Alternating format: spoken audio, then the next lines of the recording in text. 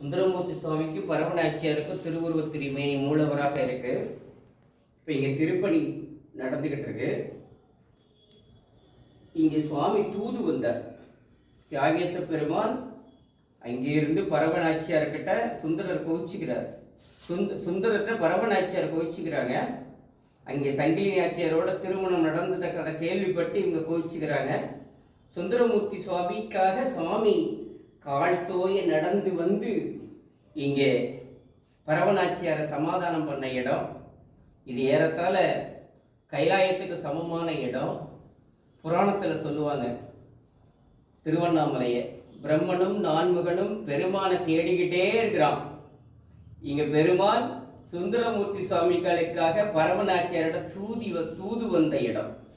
பெரிய பணத்தில் ஆரம்பத்திலே சொல்லுவாரு, கல்யாணத்தை தடுத்து நிறுத்த சாமி போயிட்டாரு. சாமி ஒரு ஓலையை காமிச்சு இவனுக்கு அடிமைங்கிறாரு. சுந்தரமூர்த்தி சுவாமி இந்த ஓலையை கிழிக்கிறதுக்கு அவர்கிட்ட புடுங்கிறதுக்கு ஓடுறாரு சாமி கிட்ட. சேக்கிலார் பெருமான் சொல்லுவார், அவங்க அடியும் முடியும் தேடிக்கிட்டு இருக்கிறான். இங்க சுந்தரமூர்த்தி சுவாமியோட சாமி ஓடி பிடிச்சி விளையாடிட்டு இருக்கிறார் அப்படின்னு. அப்படி சாமிக்கு அருள் பண்ணார். இங்கே சாமி திருவாரூர் தியாகேச பெருமான் அந்த சுந்தரமூர்த்தி சுவாமியோடு அந்த அம்மா ஊழல் கொண்டிருந்தாங்க. அதை கூழல் செய்வதற்காக தூதுவாக வந்த இடம். பிற்காலத்தில் வந்த வள்ளலார் கூட பறவை மனையிலென்று அருணகிரியார் பாடுவார், பறவை மனையிலென்று ஒரு பொழுது தூது சென்ற பரமனருளால் வளர்ந்த குமரேசா என்று நினைவுபடுத்துவார் இந்த இடத்தை.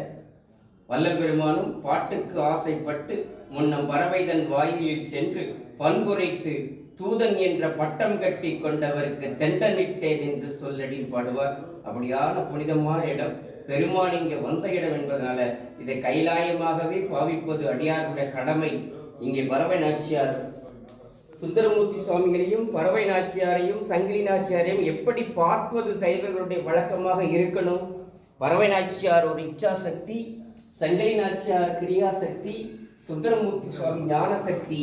அப்படியாக அனுபவிப்பதுதான் நாம் பெரிய புராணத்தை முழுமையாக உணர்ந்து கொண்டதற்கு ஏதுவாக இருக்கும். இங்கே இச்சா சக்தியோடு சுந்தரமூர்த்தி சுவாமி இருக்கிறார். திருச்சிற்றம்பலம்.